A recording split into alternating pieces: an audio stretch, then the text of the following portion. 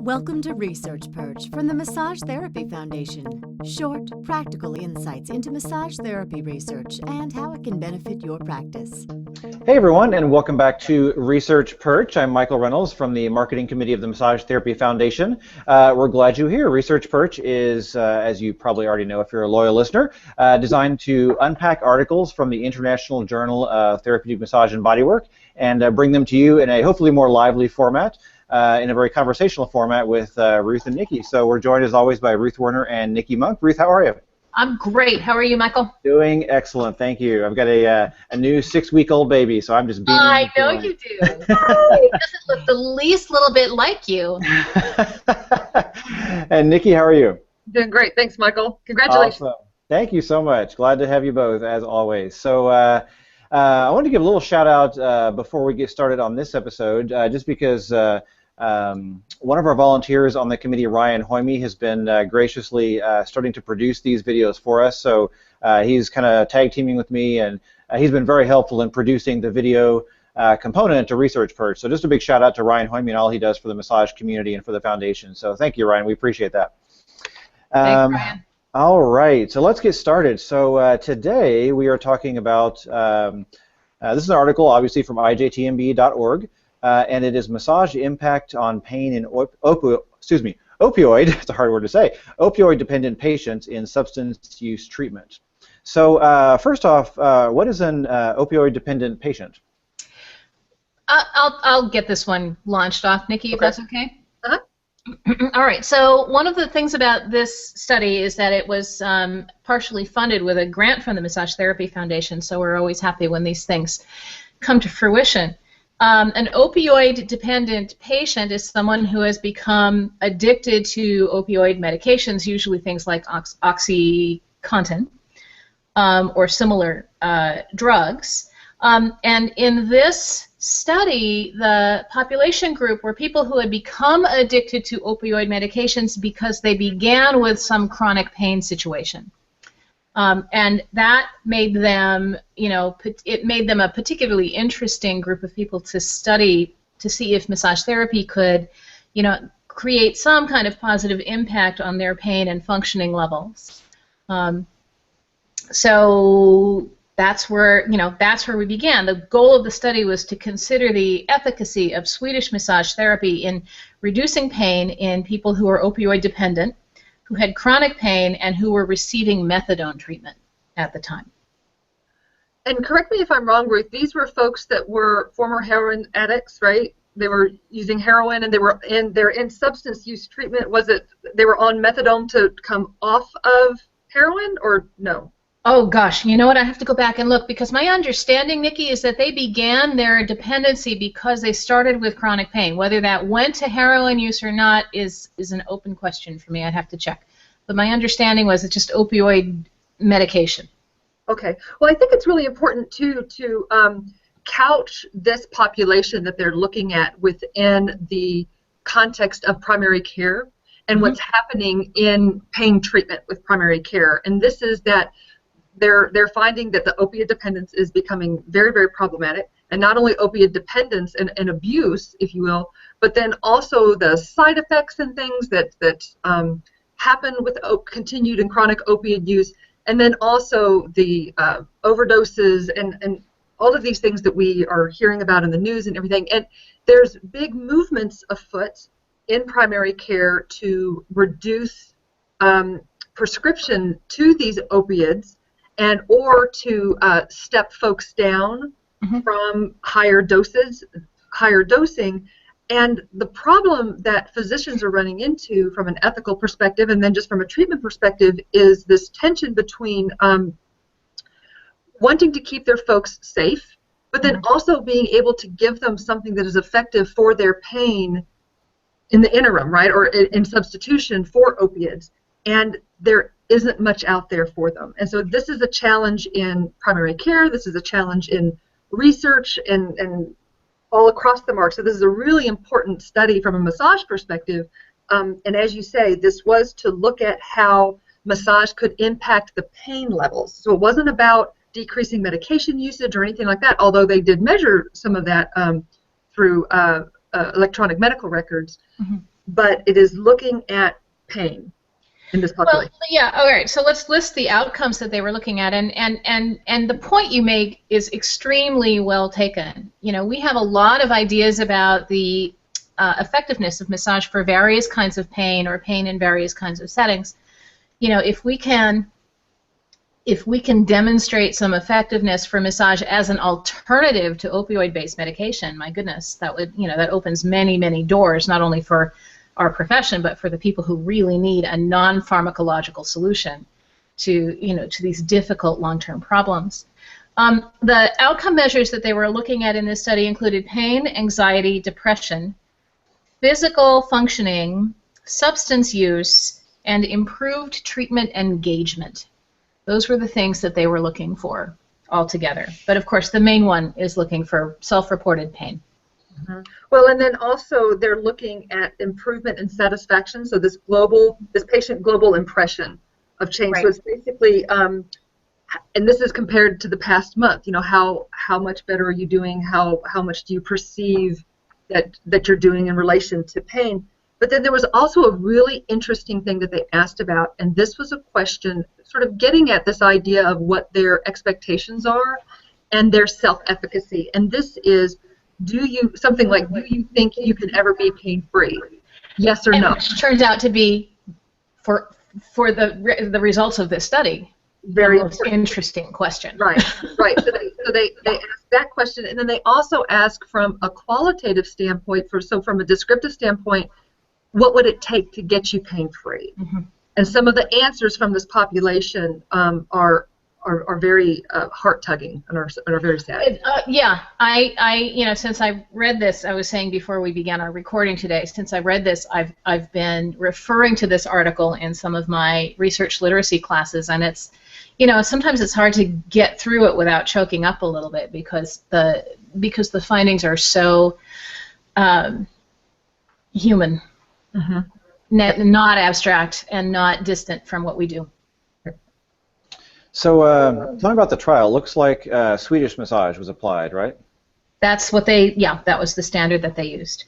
So let's talk about the design of the trial here right quick. This was a randomized controlled trial, and what they did was they identified a number of folks that were within this substance use treatment, okay? And so all of these folks were going to be attempted to be contacted to be enrolled in the study, and they had a pretty clear set of inclusion criteria.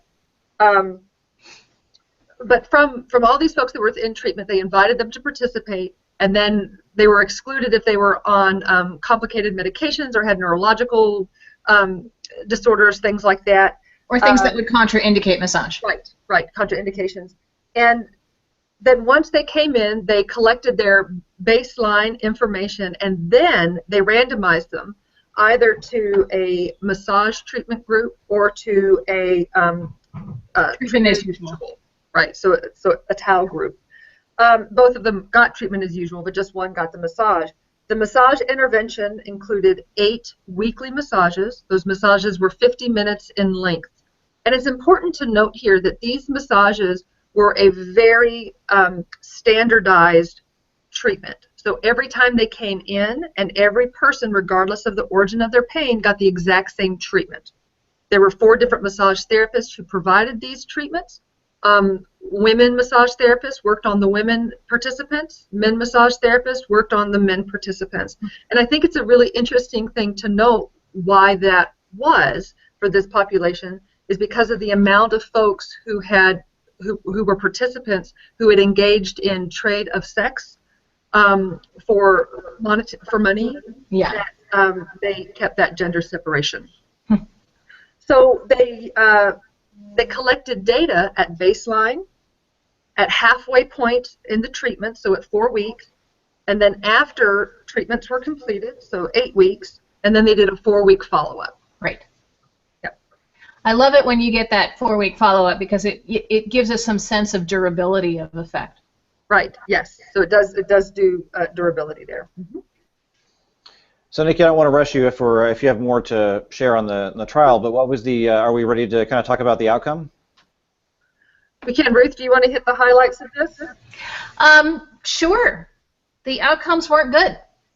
That's kind of what I'm seeing too. I'm kind of Yeah, curious. the outcomes were extremely disappointing.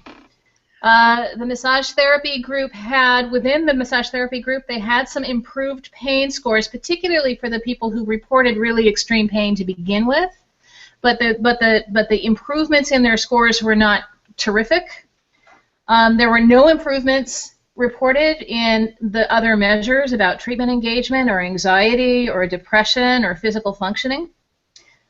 There was only one subgroup of all the people who participated in this who reported, consistently good outcomes related to having received massage. Or clinically meaningful outcomes. Say it again? Clinical meaningful outcomes. Clinically meaningful outcomes, thank you. And that subgroup, the only group that really felt like they had some clinically meaningful improvement, were the group who answered yes to that question, do you ever think that someday you could be pain-free? Mm-hmm. And, I'm doing it again.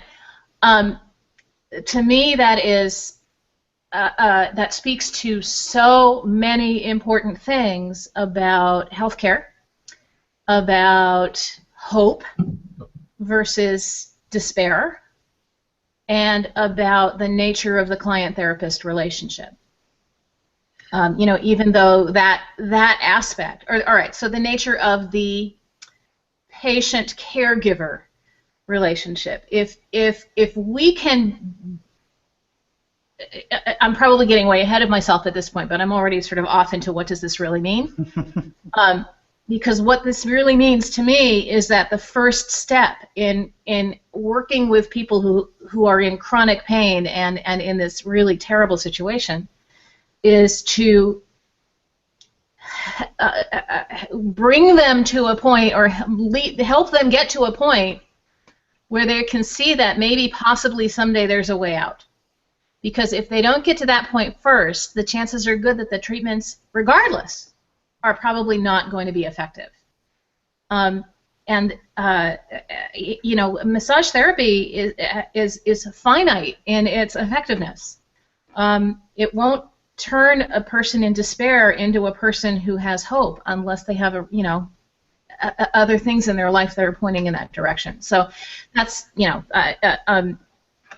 I just was so moved by the fact that it was the people who had the capacity to see a future where someday they're not in pain, who were the ones who seemed to be most able to feel a positive effect. Well, and these were the folks that had changes in their numeric pain rating scale of clinical meaningfulness, which is a change of 2 points. Mm-hmm.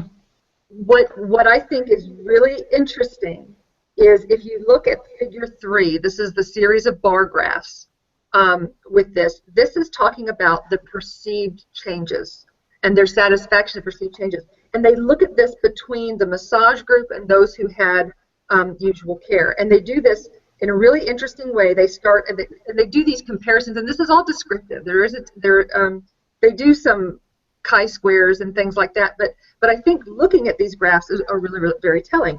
And so at baseline, they are indicating that at baseline over the past month they have had no changes in their pain, okay, both groups. Mm-hmm. But then after the intervention has started for these folks that are getting the massage, while a majority of the folks in the treatment as usual are continuing to report no change, those who are in the massage group are reporting some minimal improvement in their pain levels. And those that are experiencing no change has gone way down. In fact, that's like 15% of folks have had no change. So there has been some change, and it's looking like over 60% have had some minimal improvement in the massage group.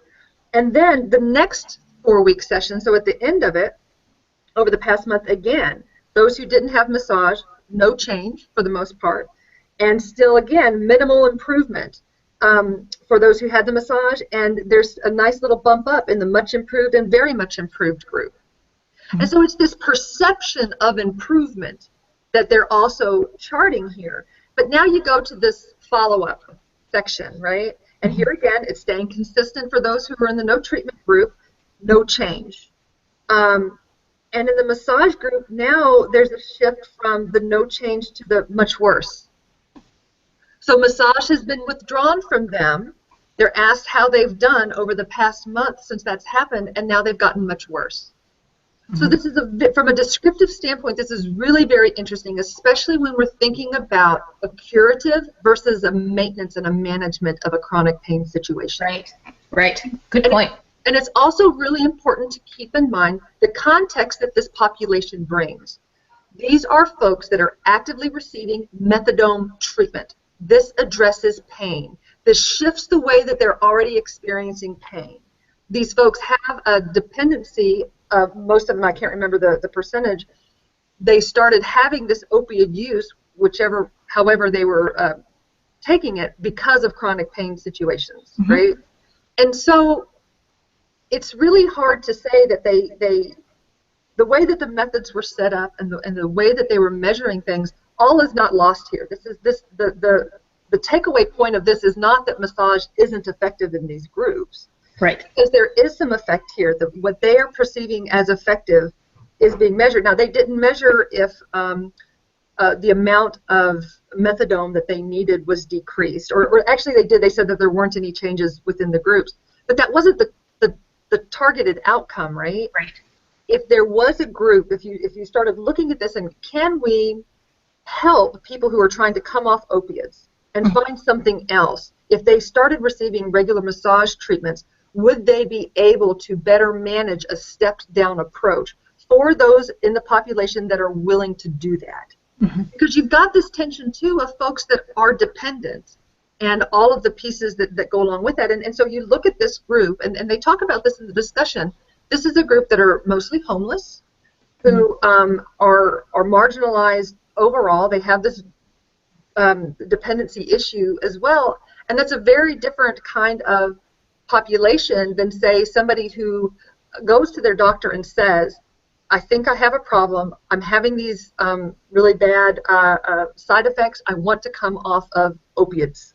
Can we try something else? And this goes to the place of their willingness to try, their self-efficacy, and things like that. So all of these things really have a very dynamic effect and interplay. And it's really important to keep in mind when we consider things like this. This is a great pilot study. It shows that you can do this kind of treatment in this population. The fact that almost 85% of the whole participant pool completed all of their sessions. That's big. That's big. And so they've got a really good proof of concept that this is a viable way that we can study massage therapy in these populations. They've done a really nice job documenting that and showing that. Yeah, so I have another point, but of course, as usual, I've spaced it, but I'll come back to it in just a second. I'm going to let you know. Well, Nikki, it sounds like you think there's more work to be done here. Oh, absolutely, there's more work to be done. And here's my other point. This is it. So, like we mentioned before, this was a very specific and standardized treatment. Right. I was going to bring that. I was going to bring that in. Good. So why don't you take that piece over, and then I'll add anything else at the end. Well, all right. So if we got these sort of tiny incremental self-reports of slightly reduced pain, with a standard every time exactly the same massage, that's exactly this, that's more or less the same for every person, and not designed to meet a person where they are for that day. And their pain. And their pain, right. What kinds of results might we see if someone actually received a tailored massage from someone who was skilled in helping people deal with chronic pain? Right. And so that's sort of the difference between an effectiveness study that asks the question, does it work, and an efficacy study that asks the question, will it work in the most ideal possible circumstances to get a clear answer? This is a pickle one, because this isn't the most ideal situation. Right. That's my point. Right. This isn't an efficacy trial, but yet they have a protocol that is set up as efficacy. So that's a really interesting thing. They have pragmatic approaches from the population and all these things, but not from the massage. Right, they're not tailoring the massage. So actually, I think, and they also talk about how the next studies need to be for just for back pain or just for this kind of pain, and I don't know about that. I think that if you bring in, you say, if you're here for pain, you can come and have 8 or however many sessions you're going to have, and your massage therapist is going to address your pain cycle. And I think that if we're going to look and see if massage as practiced by massage therapists is effective, you don't necessarily take out that that therapeutic relationship that can develop. And they specifically set this protocol up to discourage that to happen. To discourage a personal relationship between the person and their therapist. Right. So it wasn't just, you weren't necessarily assigned to a therapist. And it could be a different therapist that came in. It was just that men worked with men and women worked with women. Yeah. So what if you got one person to see you all the way through who is knowledgeable and skilled about your particular issues? Right. And that, to me, would actually be more of an efficacy type trial. Oh, yeah. Absolutely. No, I totally agree. Agree. But yet it's still having a lot of these pragmatic sort of pieces to it. So it's a really interesting conundrum that massage and bodywork face here with efficacy versus effectiveness trials, and where do we go from here? Right. Yeah, because this researcher, who's in Portland actually, is interested in sort of keying in on different sources of pain, and we probably agree on this, that she'd probably get clearer answers if she keyed in on different kinds of or different flexibility, versatility in her massage therapists. Right, and in that protocol. And so, the study that was done at the University of Kentucky that actually allowed massage therapists to develop their own treatment plan. And it was looking at, is massage as practiced in the real world effective in this very complex patient group? So ours was chronic low back pain, and this is an exceptionally complex patient group, right? Oh yeah. So I was really excited to see this piece come out. I, like you, at first was going, oh, but then when I started really looking at it, I'm like, no, there's a lot of good pieces coming out of this, and it just depends on the lens through which you're gonna look at it and what the next steps are. So that's a good way to emphasize a point that we make frequently, which is that a null finding is not necessarily bad news. Right. A null finding, a finding that you didn't get the strong responses that you thought you would, can sometimes really lift the lid on some really important information. Right, and this is also something that having research efficacy, so knowing, or literacy, literacy is so very important. Right. To know that, so if somebody were to come up to me and say, oh yeah, well that study came out and said that massage isn't effective for people who are opioid dependent. Okay, well wait a minute, and being able to qualify that. Right. From the standpoint of, well, it was in this population, this was the type of massage that was being used. It's not appropriate to say massage would never be beneficial in this group. And which is why it's so important to read further than the abstract. Yes. And further than the headlines. Yes. Yeah, and think about it critically. Yeah. Yeah. Great points. Great insights. I hope we see more research on this population in the future. That's great. Oh, me too, Michael. Well, awesome discussion, both of you. Thank you so much today. Really appreciate it. So, is it okay if we wrap up? Yeah. All right. I think we're good for today. So, thank you so much, everyone, for joining us. As always, we do encourage you, just like Ruth said, that we do encourage you to read beyond the abstract by downloading the entire article at ijtmb.org. We will link to it below the video, and if you're listening via audio, just go to ijtmb.org and search for opioid. They'll probably find the article. There's many authors. I won't list all the authors, but that should probably pull the article up for you. So go ahead and download the whole thing and take a look. There's a lot of good stuff there. So definitely put a shout out to Dr. Wiest. Am I saying that? Yeah, sure, go ahead. Yeah. So to definitely plug that. Dr. Wiest was Katarina Wiest, lead author on this. Okay, great. Thank you, Nikki. Appreciate it.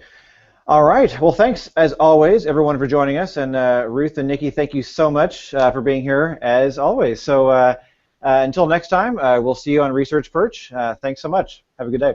Bye, Michael. Take care. Thank you for joining us for this episode of Research Perch. Please send feedback or questions to perch@massagetherapyfoundation.org. See you next time.